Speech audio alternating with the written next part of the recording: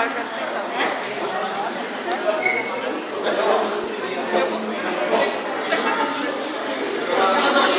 Olha, aí.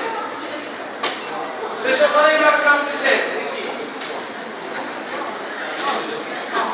Ó, no começo nós, lembrando, o enlaçado, né? Não vou lembrar da passada não, só o último.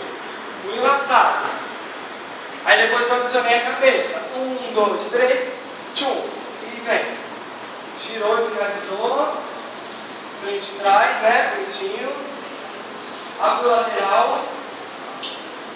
Qual foi o próximo? Torção, né? Aí o cavaleiro faz o seguinte: solta a direita, para a torção sai da 1. Cabelinho de novo. Tchum. Aí, não quero mais. Girou e finaliza. Abriu de novo. Quero fazer torção saída 2. Peça a mão para ela. Muito bem, obrigado. Girou. Finaliza.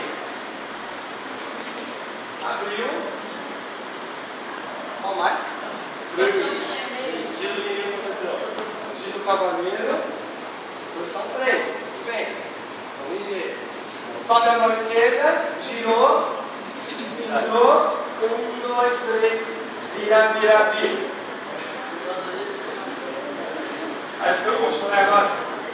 Gira o cavaleiro. Enlaça aqui em cima. Pra frente.